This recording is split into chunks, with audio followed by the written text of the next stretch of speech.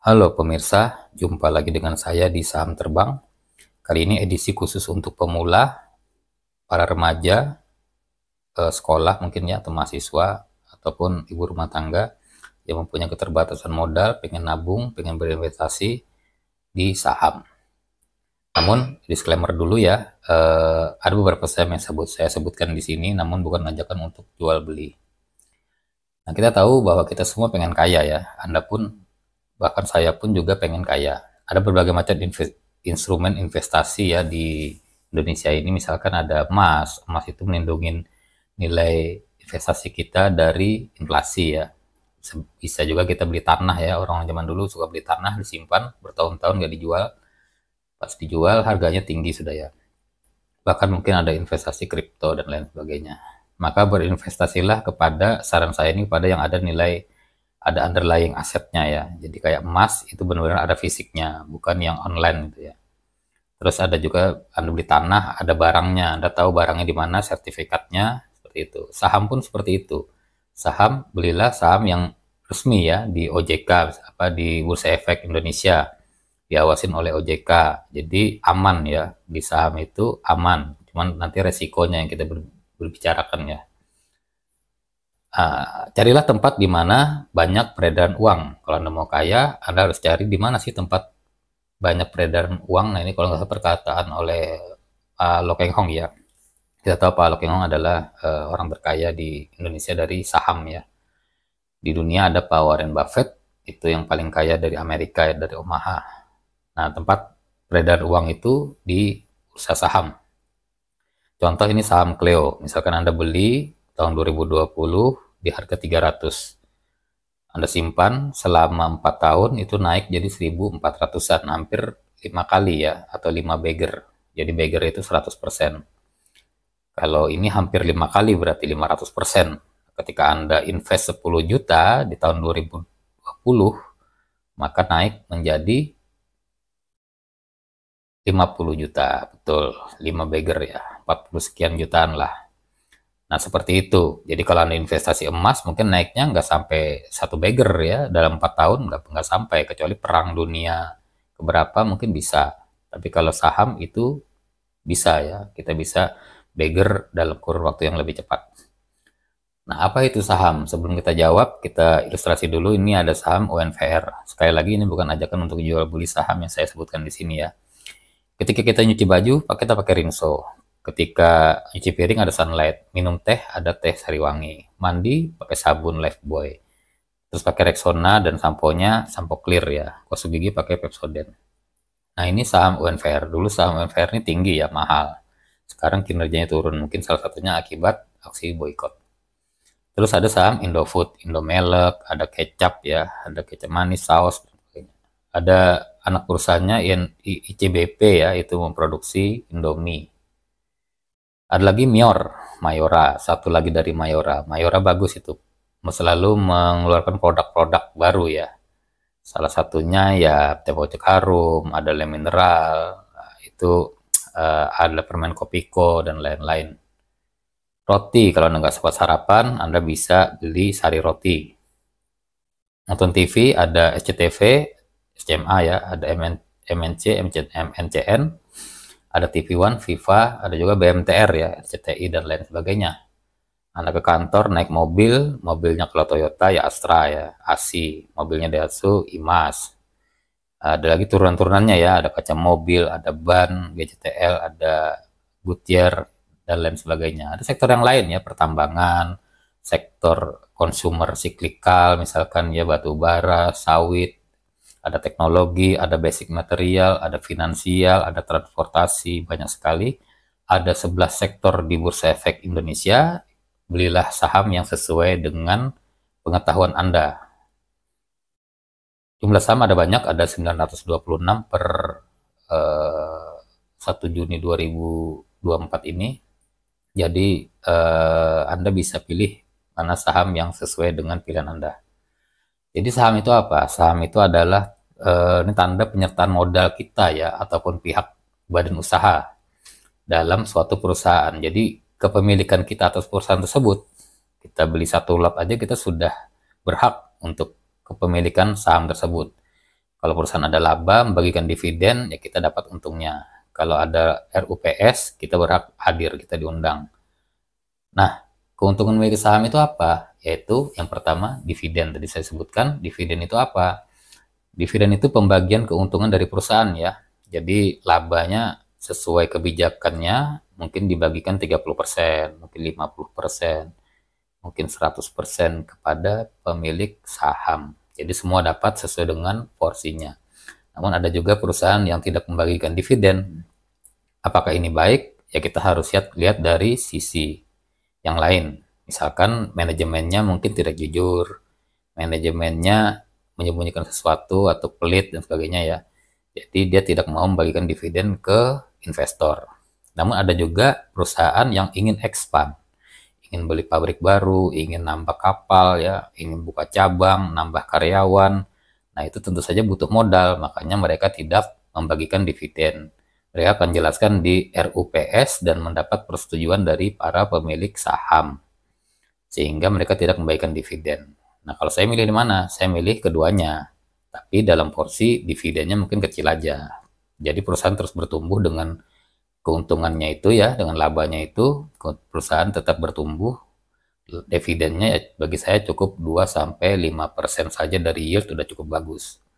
Kalau tidak membagikan dividen sama sekali bagaimana? Ya nggak apa-apa, selama yang kedua ya capital gain.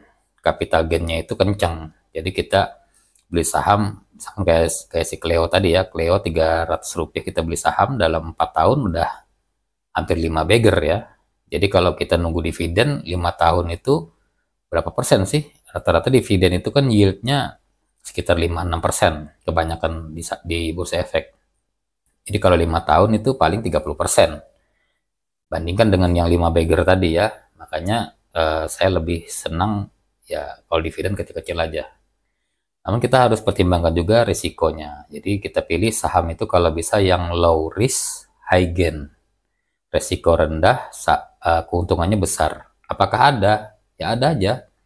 Selama kita tahu ilmunya, kita akan bisa menghindari resikonya. Jadi ada namanya capital loss ya, kita beli di harga 1000, ternyata bulan depan turun jadi 900, kita kehilangan 10%. Terus turun lagi jadi 800, kehilangan 20%. Apakah kita jual? Ya berarti kita lihat lagi, kita ngerti nggak perusahaannya ini. Kalau kita ngerti perusahaan ini bagus, ya kita harusnya nambah lagi dong, mumpung murah ya kan. Market belum mengapresiasi nih, belum saatnya investor besar masuk, jadi kita masuk duluan, kita nambah lagi. Nanti ketika kinerjanya bagus, market akan mengapresiasi. Jadi kuncinya adalah sabar. Yang kedua, risiko likuidasi. Nah ini kalau kita nggak tahu ilmunya, kita nggak bisa baca laporan keuangan, ternyata utangnya banyak nih, numpuk. Habis itu kena PKPU dan dinyatakan pailit oleh pengadilan. Nah ini kita akan mengalami kerugian. Bagaimana caranya kita memulai investasi? Yang pertama kita harus membuka rekening dana investor. Jadi kita harus pergi ke sekuritas ya. Yang kedua, segeralah bertransaksi ya, membeli saham. Tentu saja sebelum membeli, Anda pelajarin dulu perusahaannya. Anda harus bisa membaca laporan keuangan. Anda harus belajar fundamental dari saham tersebut. Buka rekening, yang pertama ya tentu hubungin sekuritas ya. Anda bisa masuk ke idx.co.id, Anda lihat di situ beberapa sekuritas, ada 90-an kayaknya. Jadi semua sudah diawasin oleh OJK. Pilih aja salah satu yang menurut Anda bagus, yang ada di kota Anda, yang mudah dihubungin. Mungkin Anda milih yang syariah atau yang non syariah, ada di sana. Lalu segera buka. Bisa juga buka lewat online.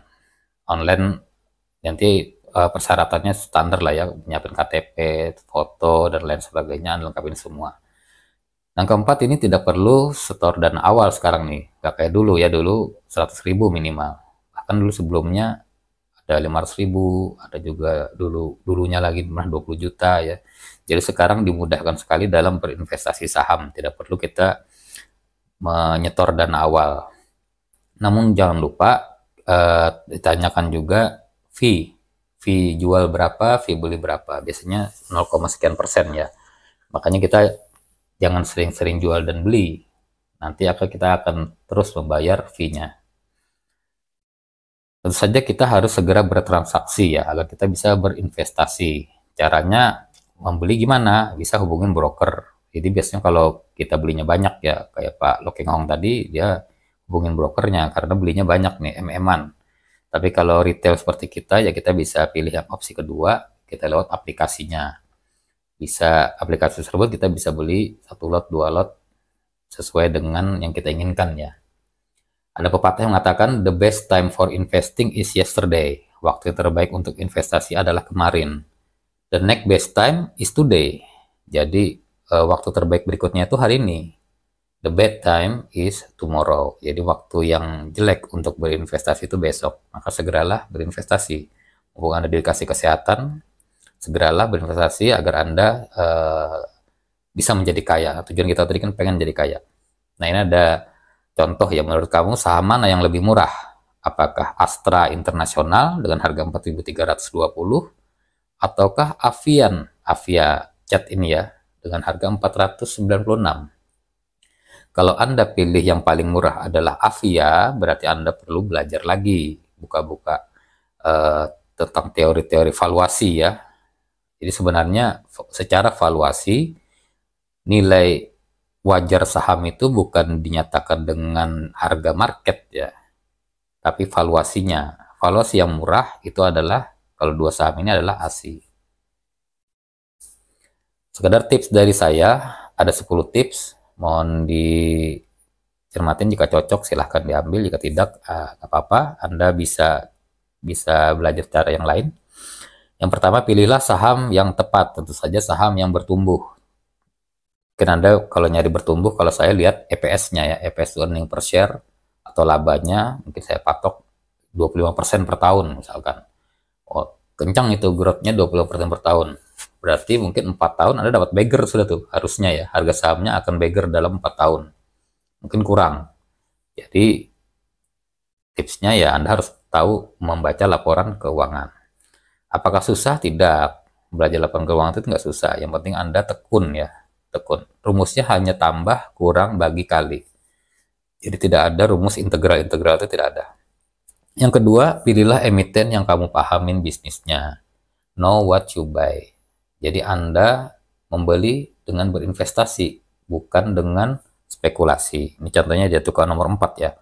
4 itu jangan berspekulasi. Jadi Anda tahu Anda ini beli saham yang Anda mengerti, bukan karena ikut-ikutan ya, ikut-ikutan teman. Anda harus tahu bisnisnya apa, dari hulu ke hilir. Dia mendapatkan penjualan dari mana, dia mendapatkan bahan baku dari mana, berapa, apakah dia naik bahan bakunya sehingga mengurangi keuntungannya, ataukah seperti apa. Anda harus tahu itu sebelum Anda membeli saham. Jadi mindsetnya investor ya.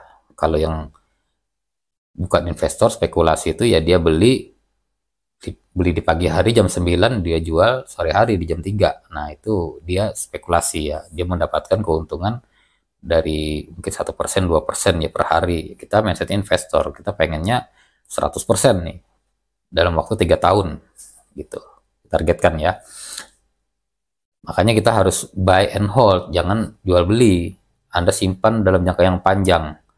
Anda harus bersabar ya, agar bisa mendapatkan keuntungan yang maksimal. Bersabar itu gak ada sekolahnya. Belajar sabar itu gak ada sekolahnya. Lihatlah Pak Lokeng Hong yang selalu sabar menunggu, beli di harga murah, dia tunggu gak naik-naik dalam 2-3 tahun gak masalah.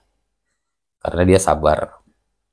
Terus yang ketujuh, bergabunglah dengan komunitas yang sharing info mengenai bisnis emiten dan prospeknya. Jadi komunitas yang benar ya, yang mempelajari fundamental perusahaan, mempelajari makroekonomi, industri. Jangan FOMO. FOMO itu fear of missing out. Jadi jangan takut ketinggalan kereta. Ketika Anda mengincar satu saham, ternyata sahamnya udah naik tinggi, Anda jangan langsung beli, Anda pelajarin dulu. Terus Anda hitung valuasinya, masih masuk atau tidak. Kalau tidak, ya udah jangan Anda kejar. Nanti Anda akan beli di atas, di pucuk. Ketika Anda beli, orang udah jualan, udah turun lagi harga sahamnya, dan Anda akan nyangkut. Jadi sudah, tinggalkan aja, cari yang lain lagi, masih banyak, 926 saham. Nah, belajar sabar. Belajar sabar tadi saya bilang tidak ada sekolahnya. Tidak panik saat harga turun, santai aja ya. Justru seharusnya kalau turun tuh nambah muatan, bukan malah menjual. Anda tahu barangnya bagus, dikasih diskon lagi gitu loh. Jadi Anda harusnya nambah. Kata Warren Buffett, eh, orang yang tidak sabar, uang itu menyukai orang yang sabar ya. Jadi uang itu berpindah dari orang yang tidak sabar kepada orang yang sabar. Nah, itu di bursa saham seperti itu. Uang itu berpindah kepada orang yang sabar. Yang terakhir ini tips dalam menjual saham. Kalau saya menjual saham itu cuma ada 3 alasan, bukan karena ikut-ikutan tadi ya. Yang pertama, saat skenario-nya udah berubah. Misalkan manajemennya tadinya berjanji pengen expand nih, pengen nambah pabrik, nambah kapal, nambah buka cabang. Ternyata di tahun itu nggak jadi. Alasannya macam-macam lah ya. Anda sudah tidak serk lagi, ya udah jual aja sahamnya. Anda tidak percaya dengan manajemennya. Yang kedua, saat sudah menyentuh nilai intrinsiknya. Jadi Anda harus tahu, bisa menghitung nilai intrinsik ya. Banyak metodenya, ada discounted cash flow, ada macam-macam ya. Anda bisa pelajarin, Anda tahu misalkan Anda beli di harga 500, nilai intrinsiknya 2000, ya udah Anda tungguin aja sampai 2000-an. Ketika 2000-an Anda jual, jangan nunggu harga yang turun lagi. Terus yang ketiga, menemukan saham yang lebih bagus. Misalkan Anda beli saham, sahamnya nggak naik-naik nih, dan nilai intrinsiknya cuma 30% ya. Terus Anda menemukan saham lain yang lebih kencang nih, kira-kira 2 tahun udah beggar nih, ya udah Anda jual aja itu, jual, Anda beli saham tersebut. Nah, itu saja, sekian tips dari saya, semoga membantu perjalanan investasi Anda. Silahkan subscribe, like, dan komen di channel ini agar Anda tidak ketinggalan informasi seputar dunia saham. Bye bye.